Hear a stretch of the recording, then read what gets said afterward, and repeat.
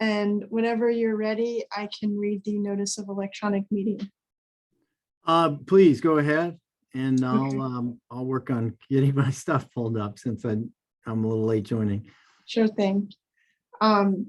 This meeting of the Rural Transportation Advisory Committee is being held pursuant to Code of Virginia 2.3-3708.2, which allows a public body to hold electronic meetings for the locality in which it is located, has declared a local state of emergency, and the catastrophic nature of the emergency makes it impracticable or unsafe to assemble a quorum in a single location, and the purpose of the meeting is to provide for the discharge of its lawful purpose, duties, and responsibilities.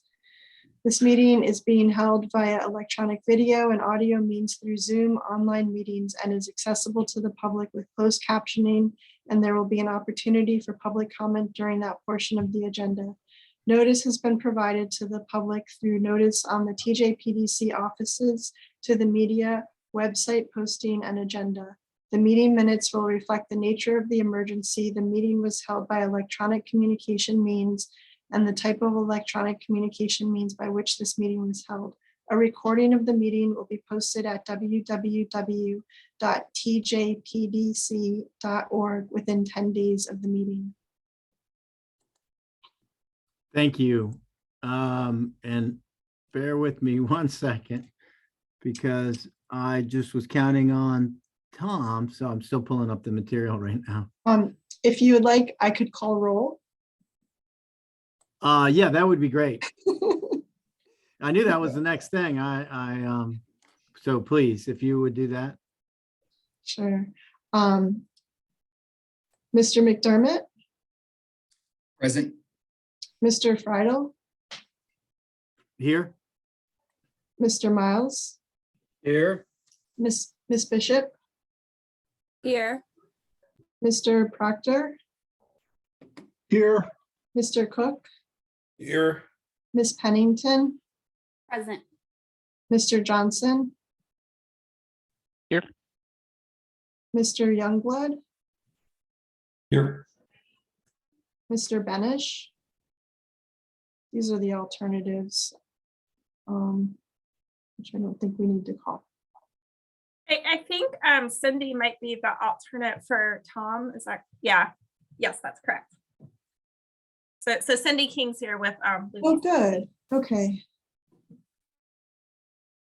I just typed a note in the chat. I'm not necessarily an alternate for Tom. I'm coming at it from the communications perspective, but I can definitely help take things back to Tom as needed. Okay. Yeah. And I apologize. Do you mind? I think I haven't looked at the ability to share, but can you share the agenda? Because Yes. I'm looking, I was trying to pull it up on the website because I don't have time to look through my email to find it. And the latest thing on the website for meeting materials is last year. So Okay. unless I'm the wrong one. I've got the agenda up. Can you guys see it? Perfect. Okay.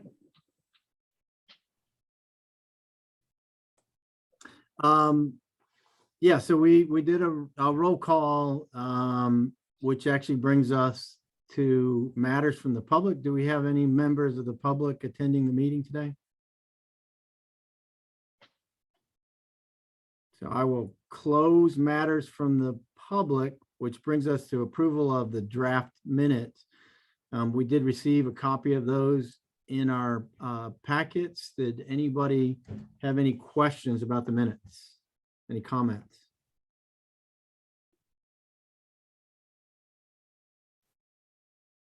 So hearing no changes, can I have a motion to approve the minutes as presented? So moved.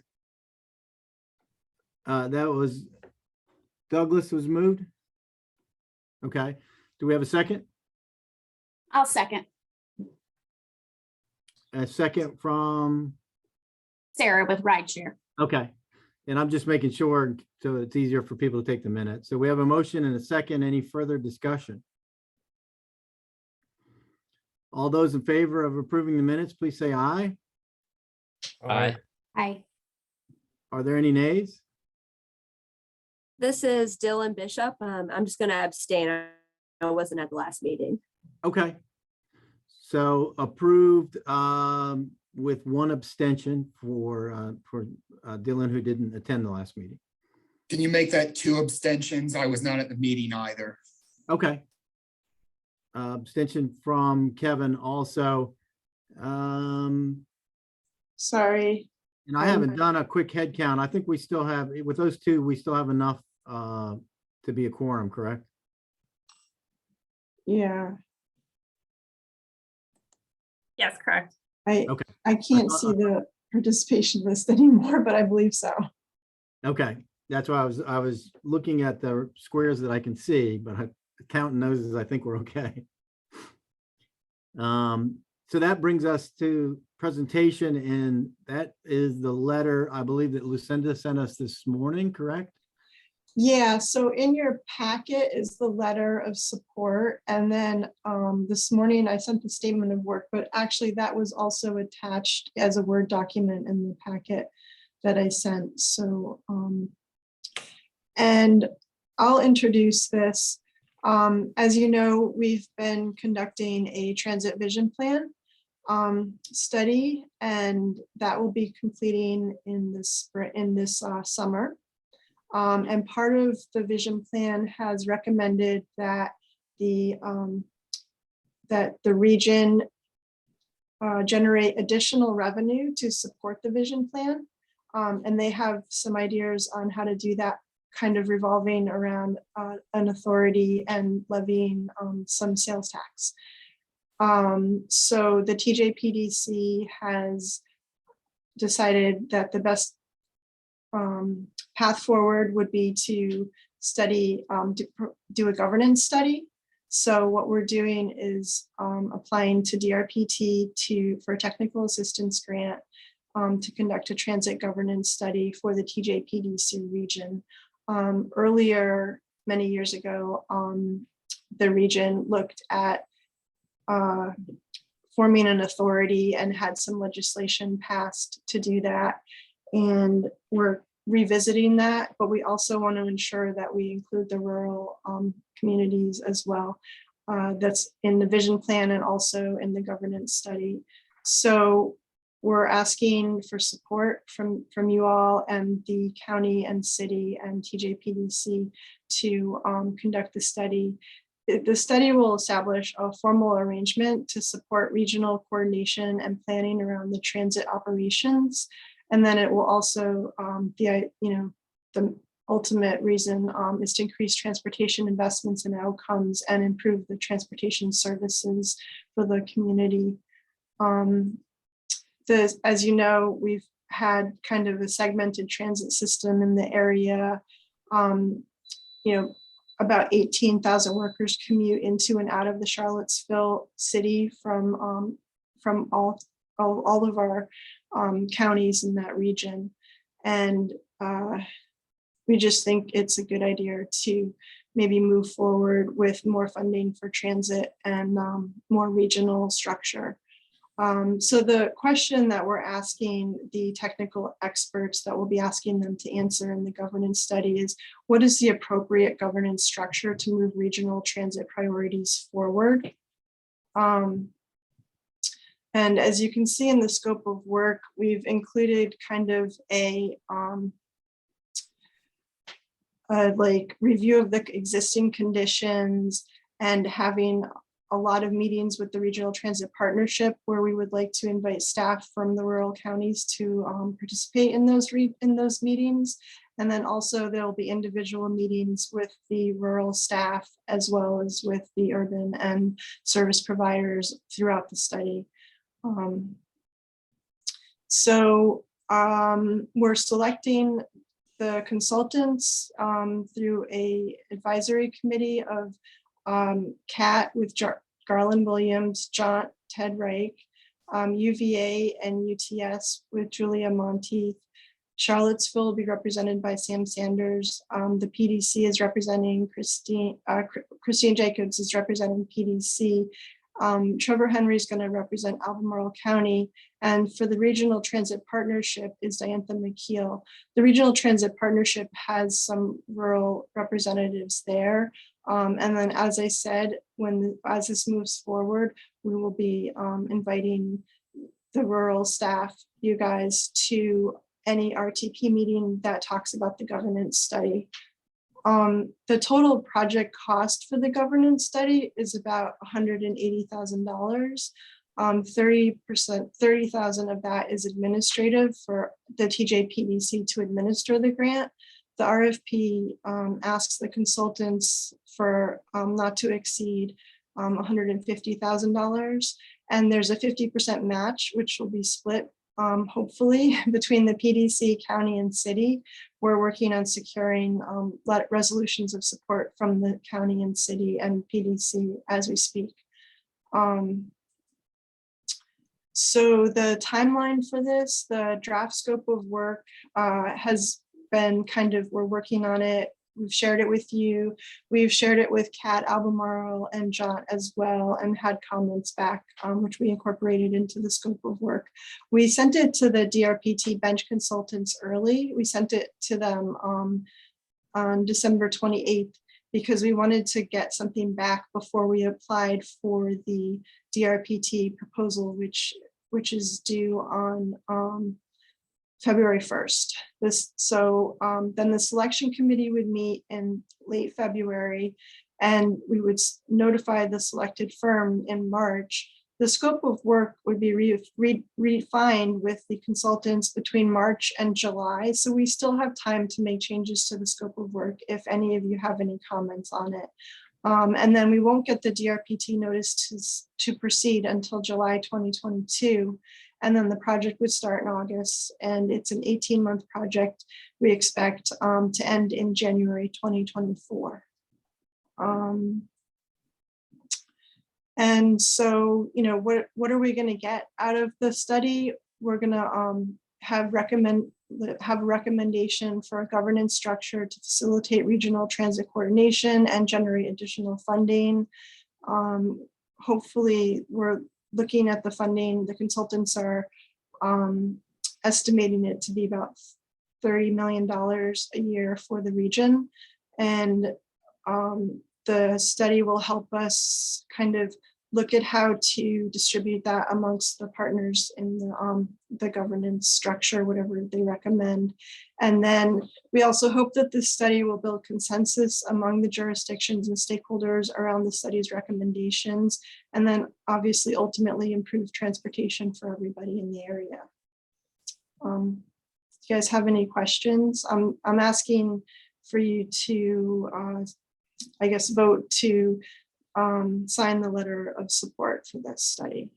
But also, I would love to hear your comments on the scope of work and how the rural communities could be involved in the future with this.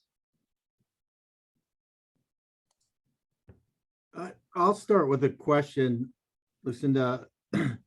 So, I mean, I think the overarching assumption is that if the entire region is involved in planning and there's a structure in place for funding, that better routes, better service can be provided. The major players are listed. So City of Charlottesville, Albemarle County Public Services Department, CAT, JAUNT, and so JAUNT is the agency that serves most of the rural counties. So how do the counties play into this group? Even though we contract with or work with JAUNT as our provider. So JAUNT is actually at the table. JAUNT's part of the funding equation. How does that break down to one's approval, signing, support from Albemarle, Nelson, Greene, Louisa? Does that make sense? You're asking about how the rural, I'm sorry, I didn't quite understand it. You're asking how the rural counties will be included as part of this study or as part of the recommended governance structure?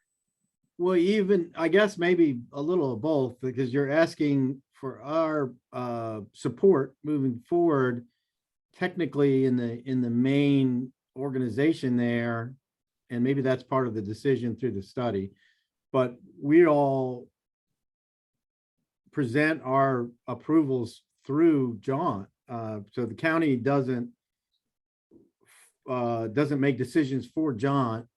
We work with JAUNT, and they work with us to try and meet our needs and our community. But there's a layer in there that I'm not sure I understand how our support and our, as a government, involvement would be handled.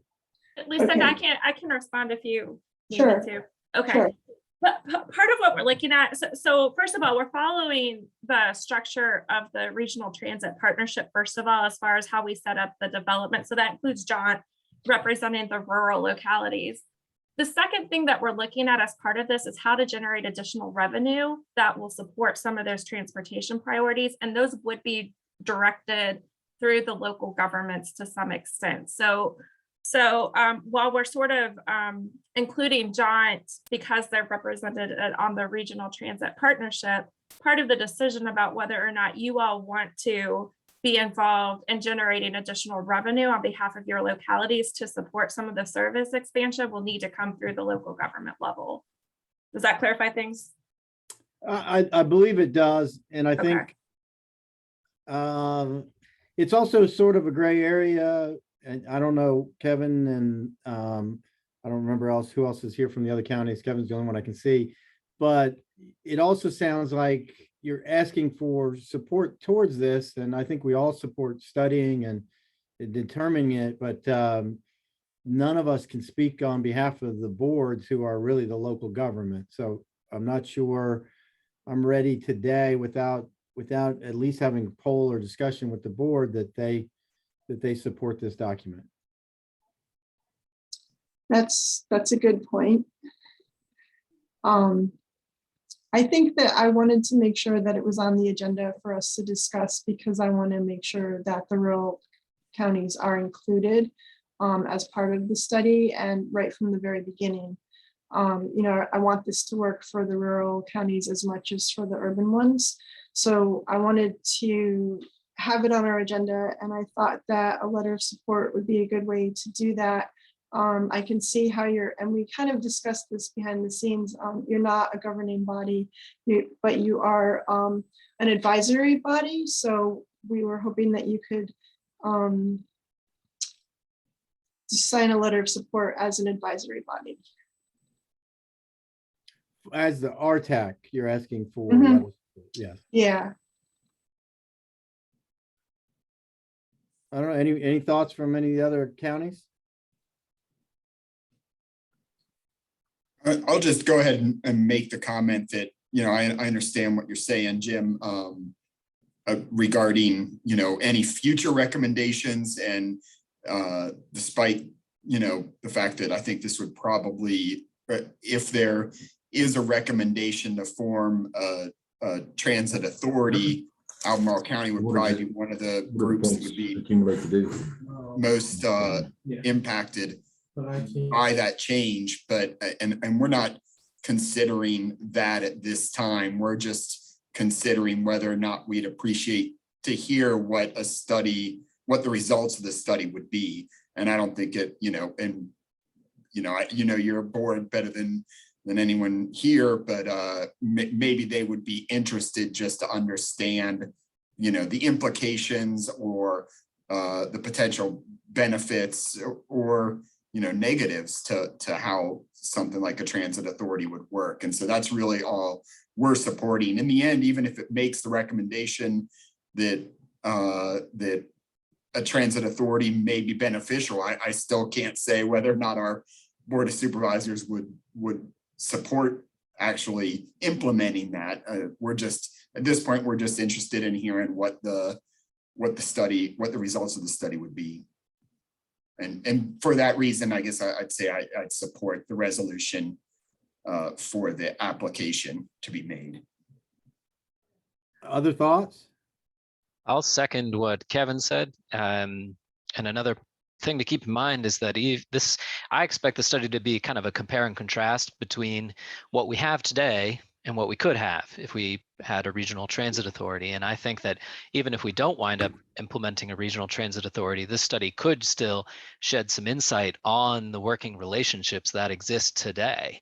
Because as a JAUNT staff person, we're always trying to find more opportunities to coordinate more effectively with CAT. I don't think we're doing that perfectly.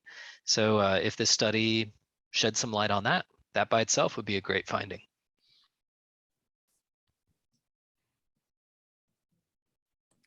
And I think I apologize. Kevin said it very well.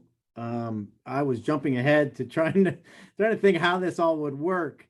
Of course, I support learning about what the opportunities are in a study, and RTAC, I think it's an appropriate thing to support.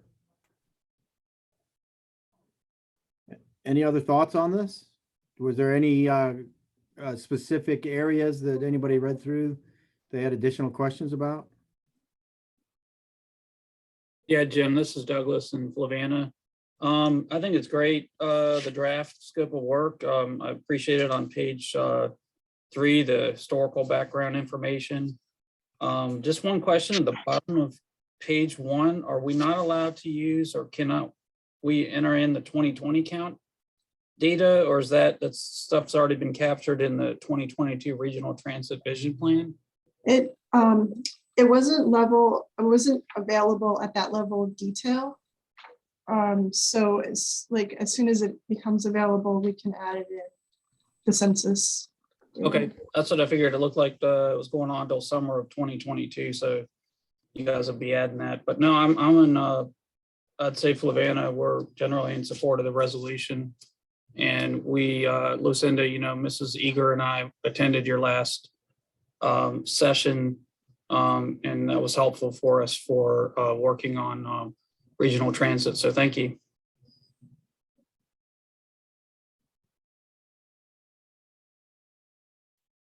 Do you need a motion for this?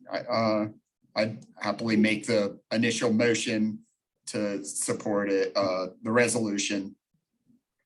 Okay, unless there are any other, well, we can ask for comments later. We have a motion from Kevin of support. Is there a second, please?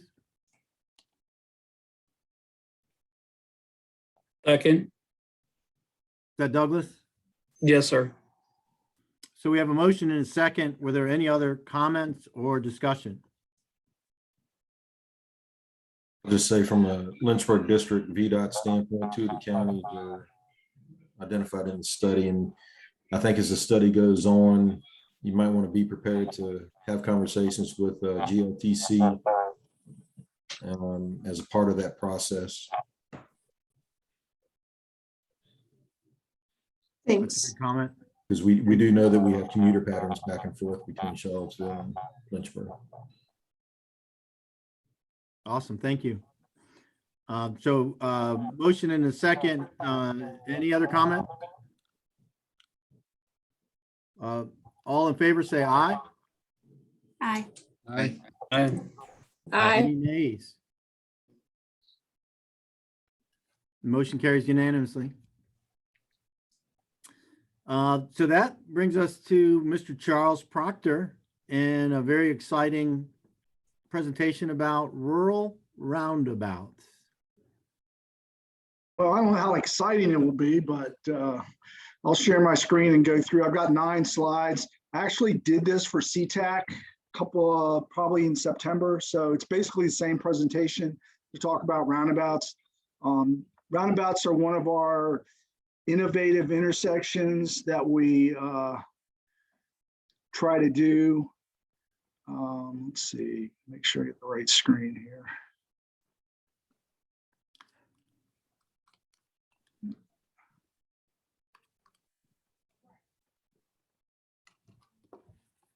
Hold on. Can you guys see my screen now? We can. Yes. All right. Okay. Come on, slow going here. There we go. Roundabouts. Like I said, they're just a general history, a discussion about roundabouts, how they operate, and what to consider and the benefits. So basically, they've been around for a long time. They started out in Europe many moons ago. If you've seen European Vacation, you've seen Chevy Chase get lost in this one right here on the lower left corner. Not be able to get out of it. This is one in Paris, France, at the Arc de Triomphe. It's one of the most oldest roundabouts around. I think they started out in Germany initially, but they pretty much migrated throughout of Europe. The first one in the United States was built in New York City at Columbus Circle. That's shown in the right hand, but it's a similar, these were called large traffic circles. And basically they were just, your road would come in and it was a free for all getting in and out of them. Over time, they've evolved, especially during probably the 60s and 70s. We started to look at them more closely and develop, refine them. I mean, we had a lot of them across the district. I know at 33 and 29, that was a traffic circle at one point, same as 15 and 250 in Louisa, that was a traffic circle originally also. But they were basically like a little tiny donut, a little tiny island in the middle of this big giant area of travel. And they weren't very safe, and they didn't really do anything to reduce this approach speeds or the travel speeds through the roundabout. So as traffic grew, we started to have problems with them. And so a lot of them were removed during the 50s and 60s because of the safety factor, and we put in signals instead. One of the things they did to try to address this is a rotary, what we would call a rotary, and it's a large traffic circle, but basically you could maintain speed through these, and these are like huge footprints. This is one in Fort Worth, Texas, but these were a lot of these were all popular all over the country, probably starting in the 60s and 70s as a way to maintain traffic and operations at large intersections to where you didn't have to necessarily reduce the speed. The other thing is that they adopted the control features from what the UK did, where basically the circular travel vehicles in the circulation lanes would have precedence over the approaches. The approaches would have to yield to the people that were in the circulation lanes. And that's predominantly what has carried forward from a safety perspective since then. But like I said, because these were high speed, you still had a lot of crashes in those weave locations where the roads entered the roundabout or the rotary at this point. The modern roundabout came about, and this is a graphic of the modern roundabout and some of the characteristics of it. This one is what we would refer to as a hybrid, in that it has 2 lanes in a portion of it and 1 lane in a portion, but basically the geometry and the characteristics are the same. You basically enter and you go in a counterclockwise circulation around the island in the center. You don't change lanes in a roundabout, just like you wouldn't turn left at an intersection from the right lane. You wouldn't want to turn left in a roundabout from the right lane either. You would basically be in the left lane to make the left-hand turn. There are yield conditions on the entry. The geometry is such that basically when you approach the roundabout, it's going to slow you down. So when you get there, you're already traveling at about 20 to 25 miles an hour. And when you circulate through the roundabout, the circle is such that it basically tries to have you maintain no higher than that speed through the circulation of the roundabout. You don't change lanes. Like I said, you enter, stay in the lane you're in, and it'll guide you in and out of the roundabout. So you don't need to worry about changing lanes.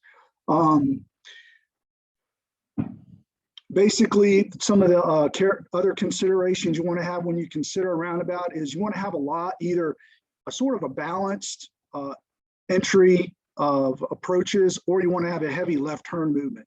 And those basically allow for an even distribution of your gaps in the roundabout, so you can easily enter the roundabout from the side streets on the approaches.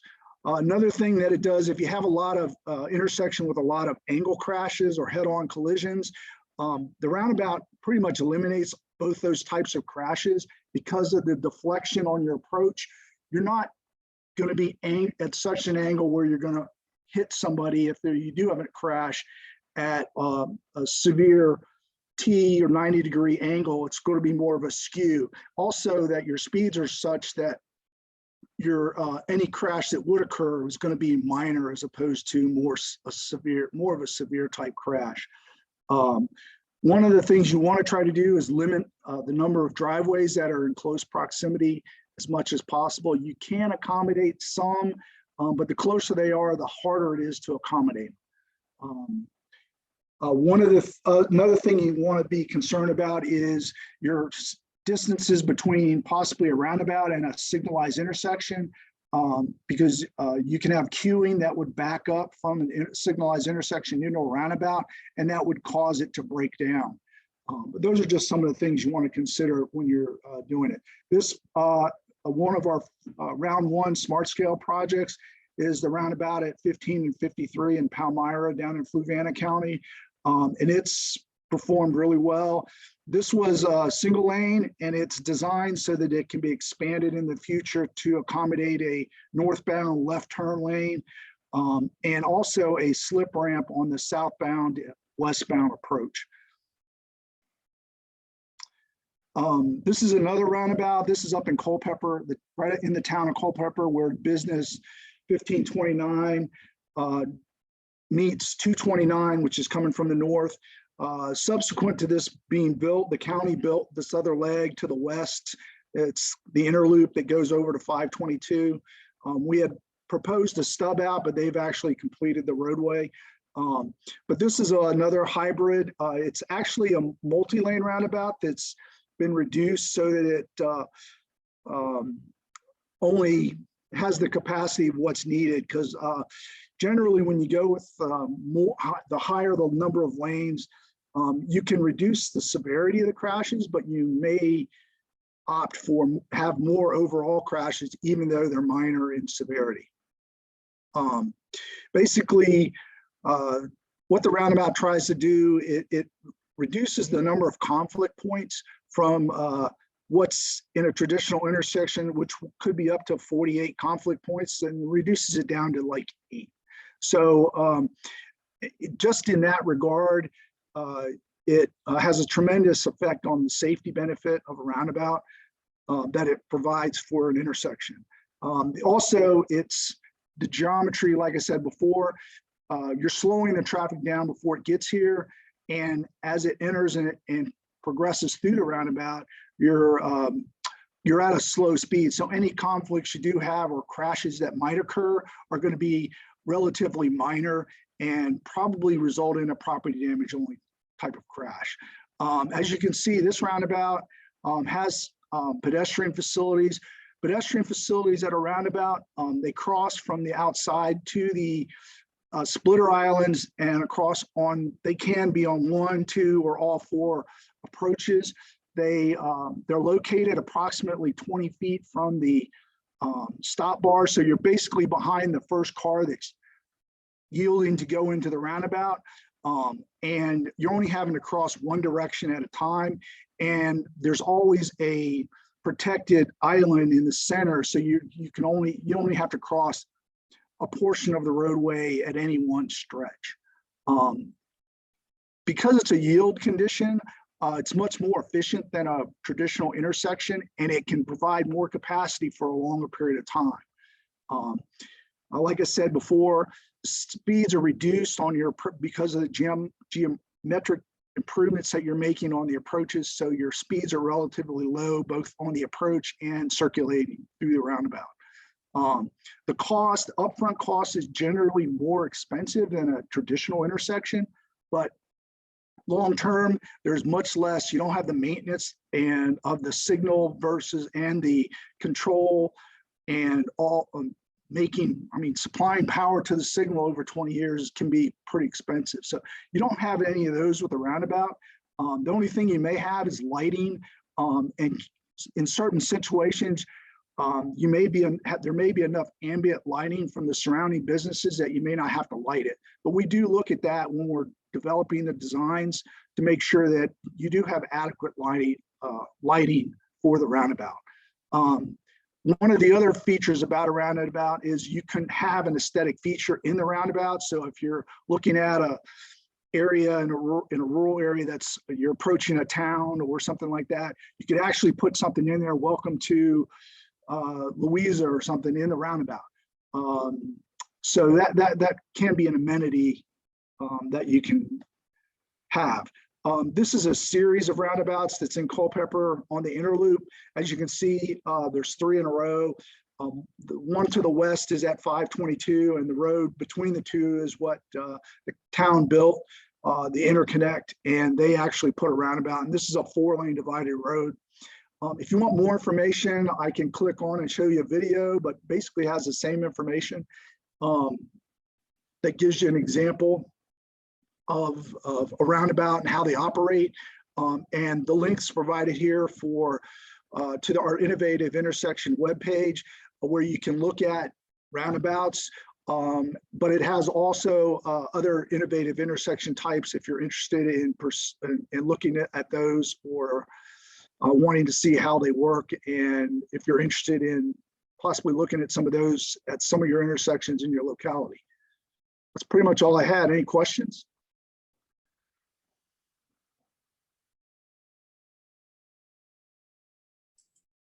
Yeah, Chuck, this is Douglas in Fluvanna. Can you go back to the one that you showed us in Palmyra that has the opportunity for expansion, you said? For additional. Yeah, let me go back to that slide. This one right here. Yeah.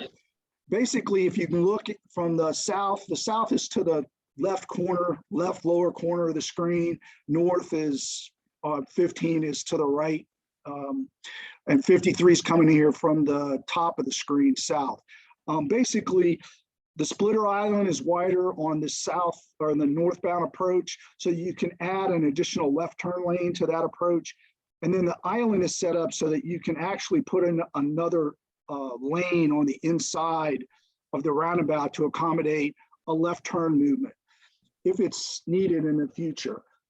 This was originally designed to have a possible 4th leg on it that would go into a development that was planned by a local developer, but it hasn't moved forward yet. So we only built the 3-lane as for the project. One of the reasons this first came about was the developer wanted to have a 4th leg to the intersection, and there wasn't enough distance from the bridge across the Fluvanna to accommodate a left turn lane. So at that time, we recommend they look at a roundabout at this location. And originally, he was going to participate in the project and fund it. And this started out as a revenue share project, and then it was fully funded in Smart Scale, first round of Smart Scale, because we were short on some of the funding for the project. But like I said, it's designed so that you can install a northbound left turn lane in the future. Also on the southbound, 15 southbound, you could put in a slip lane. And the reason for this is at the time we were designing it, there was a large residential development that was planned north of Palmyra. It's subsequently gone away. And is not coming forward now. Neither has this commercial development on the other leg of the intersection. So neither of those have come about. So this should work fine well into the future. And if those come in, we'll have to look at it at that time and see at what point other improvements may be needed to it. But based on the forecast that we did and the operations analysis that we did during the development size, this should be fine for 20 or more years. No, that's great. Thank you. That's exactly what you just summarized was exactly what I've researched for our comp plan. So I just wanted to verify that. Thank you. And then one thing I'll add to that, you know, from a Lynchburg district standpoint, you're going to see, we have a lot more rural roundabouts coming into play. You know, some roundabouts are going to appear in places where you would probably least expect them. And as Chuck said, you know, the roundabouts have a tendency to be able to absorb a lot of traffic over a longer period of time, lower maintenance costs, and just efficiently much more safer. Yeah, I agree with Rick. We do have a lot of roundabouts that have been funded in the past. Pretty much every round of smart scale, we get 1 or 2 funded. And so we're having more and more every cycle get funded. Chuck, I'd like to pose a quick question on this topic, or maybe not quick, and this is probably similar to roundabout questions that you've gotten from us before, but we're working on the location at Earlysville, Rays Ford Road intersection in the, you know, just outside of the development areas and rural area of Albemarle County. And one of the questions that has repeatedly come up about potentially putting a roundabout at that intersection is regarding options for reduced size roundabouts, and I'm not sure exactly how to describe this, but some idea of a roundabout that is, you know, just easily placed. It's more of a temporary solution, I guess, that you could place in the middle of an existing intersection with limited widening. And I'm curious if you have seen anything like that, or if you would know how to respond to someone that may be convinced that that's an option for a roundabout, and whether or not it is. There are some, basically mini roundabouts. Any roundabout that's smaller than 90 feet in diameter is considered a mini roundabout. Most of our roundabouts, like this one I think is right at 150 feet. Most of ours are run about 140 feet, just because for trucks to track through the roundabout, you need to make sure that the size is appropriate so that they'll drive on the center island, and that's what the apron is for. But on the if you go less than 140, what happens is you tend to have the need for outside aprons, because the truck trailers will track over the curb on the outside of your radiuses. And that's tends to be more the issue than anything else. That's why we look at 140 feet. If you go to a 90 feet or less, generally you don't have your center island is all paved, or I know traffic engineering is looking at some, there's been a couple of different designs for these modular type of roundabouts that you can bring in and just nail down to your pavement. You still have to look at your intersection to make sure you can get the geometry to work. So your approaches have to be a certain width to actually put in your splitter islands.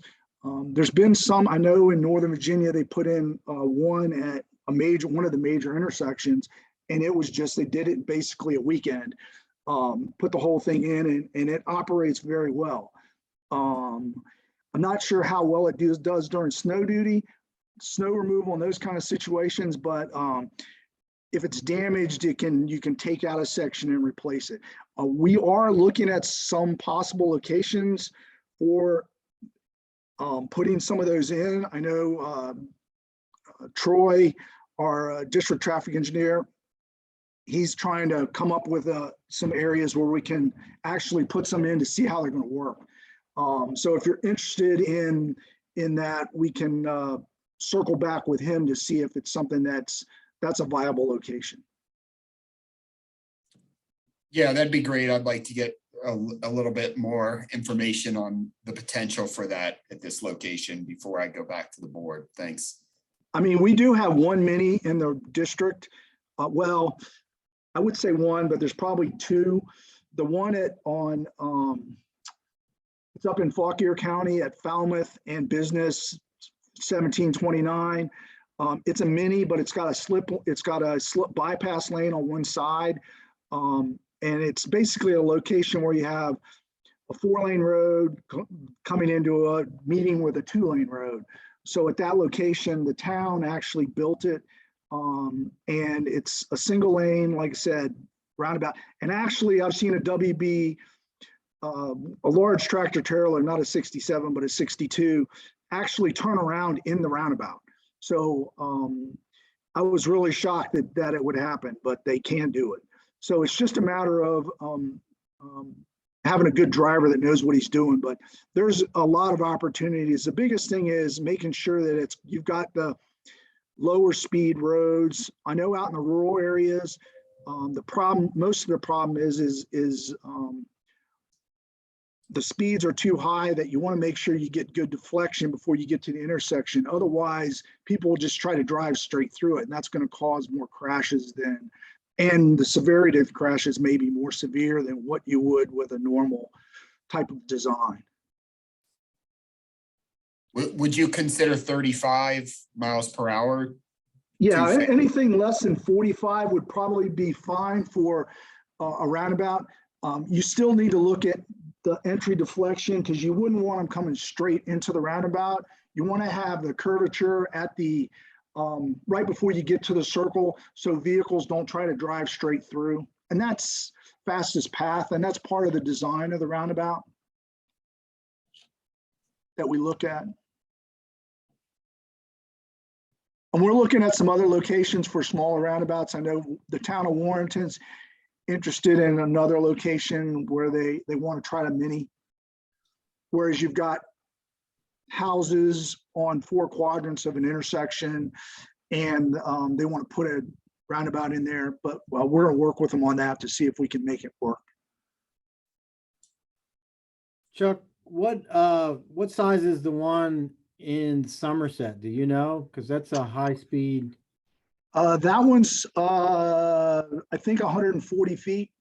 It is. L&D did that one. I think most of those that L&D does, they're opting for 140 feet just so they can get the geometry for the truck traffic to work without having to put outside truck aprons. If you look at the one at on Earlysville Road and Dickerson Road, just south of the Charlottesville Airport, you can see it. It does have outside truck aprons on it, and that's what we're trying to limit, because if you can avoid that, it's less maintenance for the intersection.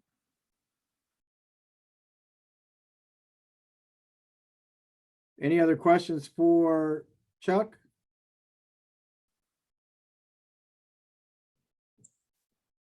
If we could have the record note that Tom Eglin has joined us, and obviously we're to the round table discussion and identification of future topics.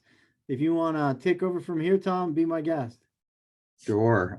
Sorry, everybody. I have a Board of Supervisors meeting tonight on a 1,200 acre solar project, and I found out at 12:40 I was having a neighborhood meeting via Zoom.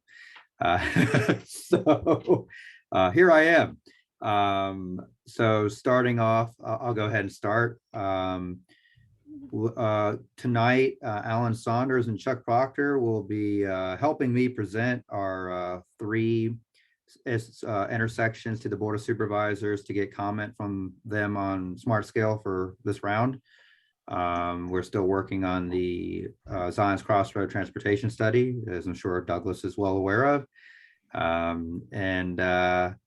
Just that's all I have for transportation.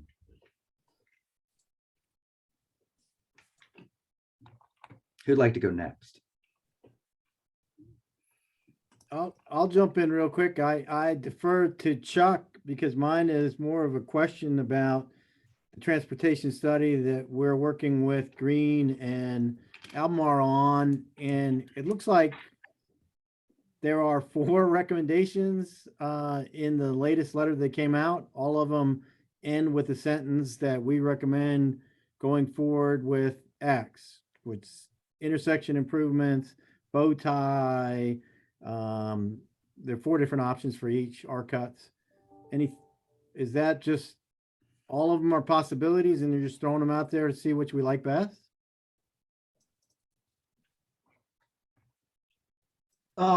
Basically, I think we're going to go to those are the ones we're looking at taking to the public for comment on to see which ones they prefer before we really finalize which is the preferred solution at any one location, similar to what we're doing with the pipeline studies in other localities across the district.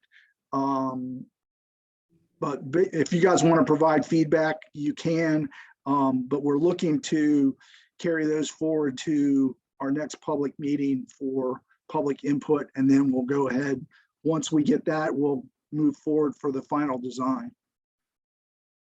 Thank you. And from Greene, the only other thing, the biggest significant is that the 2933 project has started with the demolition of some of the buildings that need to be removed. So over the next year and a half, hopefully we'll see big improvements at 29 and 33. That's all.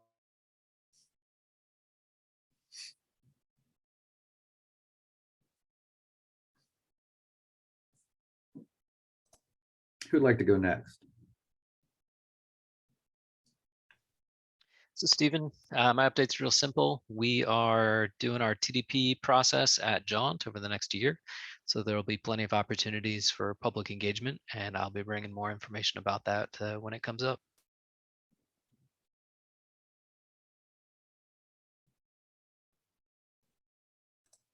Hey, it's Dylan and Nelson. So we finally selected a consultant to do our comp plan update and then zoning and subdivision ordinance recommendations. So we're going to be working with the Berkeley group. So once our board finalizes the scope and fee, we'll kick off in February. So very much looking forward to nailing down some smart scale ideas, other grant funding opportunities, working with VDOT. So very much looking forward to that. I know we're having some upcoming discussions on the Route 151 corridor potential needs assessment. So just, yeah, over the next couple of years, definitely incorporating all that and moving forward. That's all I've got.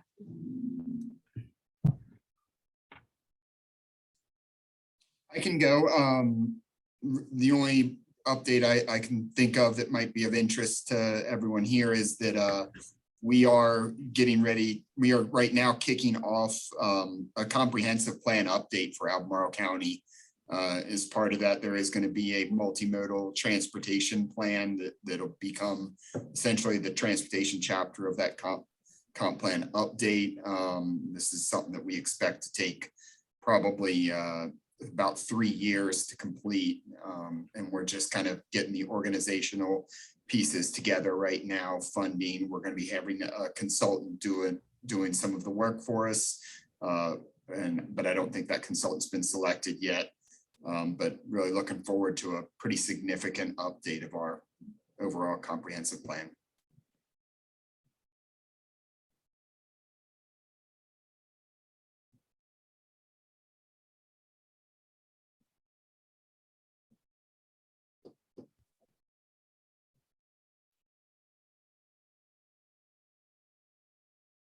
Good afternoon, everybody. This is David. Just a couple of quick updates. So we have our project pipeline study underway in Nelson County at the intersection of Front Street and 29 in the town of Livingston. And that project has been moving along, and we'll be having our second stakeholder meeting on January 24th. And I believe Sandy and Steve Carter have been invited to that meeting. But during that meeting, we're going to be presenting a couple of alternatives for that intersection. Basically looking at a couple of different ideas, R-cut, interchange potential. And then after that, we'll be presenting that to the public. So I'll be working on a Metric West survey immediately the week after or during the week of that meeting. And that'll be pushed out at the beginning of February. So be on the lookout for that. I'll send it over to Sandy. She can review. If she has any comments, Dylan, I can send that over to you as well if you'd like to take a look and provide any comments on that as well. Otherwise, just gear it up for Smart Scale, and folks, just be aware that March is coming up soon, and to get your pre-apps developed and all of that good stuff. So thank you. Yeah, this is Chuck. I'll follow up. We've got 2 pipeline projects in Albemarle County that are, we've already had this 3rd stakeholders meetings. We're finalized the surveys, and those should be live the end of the month for public comment starting on the 30th, 31st. And the surveys will go for 2 weeks, and then we look to go into phase 3 with finalizing the recommendations for both Pantops 250 corridor and the Shadwell area at 250 and 22. Like David said, we're working on Smart Scale. I've got a number of projects, both in the MPO and the PDC, as well as most of the counties. As Tom said, I'm going to be working on the presentation for the meeting tonight with the Louisa board. So hopefully I'll be with Alan at that meeting, and then that's pretty much it. I know, Jim, I've sent you the stuff, and then if you guys have any questions, give me a call or let me know. And then basically we're moving all 3 of those locations forward. So hopefully once I get some more information, I'll be reaching back out to you with some recommendations on some alternatives. That's pretty much all I have. We forget anybody? Tom, this is Douglas. Yeah, ours pretty much a summary of everything that's been said. We've already met with Chuck doing our Smart Scale application information with Chuck, Allen, and Bethel, and we're steadily moving forward with that. We've got a real large rezoning case that EPR has been helping the applicant on with their traffic study numbers, the aggregate background numbers all through the 53 corridor. So that's been a bulk of our fall leading into the new year. But the real cool thing is we're getting ready to do some of our open house involvement information early spring to late spring with the community. Especially in the northwest quadrant of Lake Monticello area in 53. So that's pretty much what we've been working on transportation wise. And then as you said, Tom, we're anxious to get back into the Zion Crossroads part, but that's it. Thank you, sir. Anybody else? All righty then. For future topics, I know this is way down the road, but Dylan, I'd be really interested in seeing your comprehensive plan section on 151 and all of the businesses on it. I think that would be really interesting topic of interest for a future meeting. I'll let you know when we got a good one. Understood. Jim, thanks for holding down the fort. Sorry I was late. Shame on me. Does anybody else have any topics of interest that they would like to have for the next meeting or so?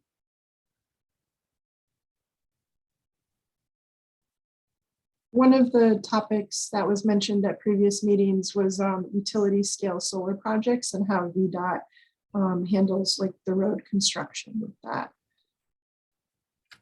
I'd be happy if we want to do on the next one to kind of go over, Louisa has 32 set conditions, and part of that's the transportation plan and conditions that we have, like 35-mile-per-hour speed limits.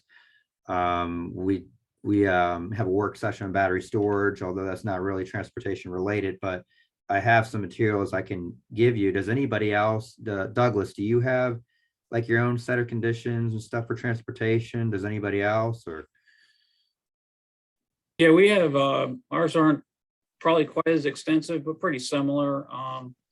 But yeah, the battery storage stuff, for us outside this project, I'd be interested in, like we talked about.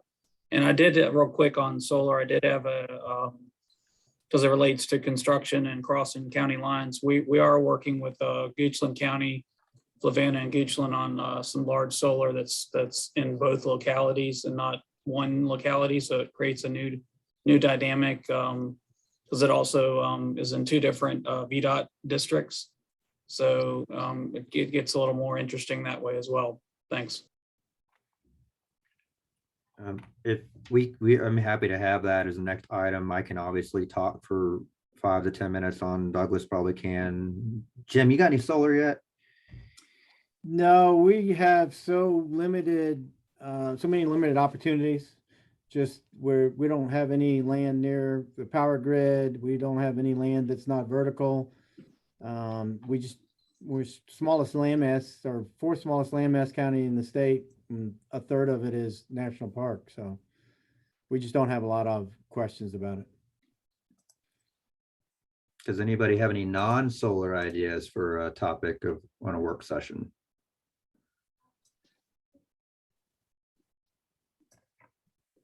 I like the solar idea. I think it's a bright idea, Tom. Okay. Then it'll be the next item. Okay, I'll put Tom and Douglas down as the speakers. Okay.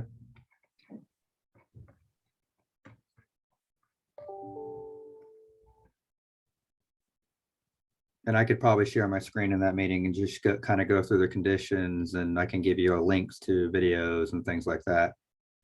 That'd be great. Is there anybody from the public that would like to speak before we close the meeting down?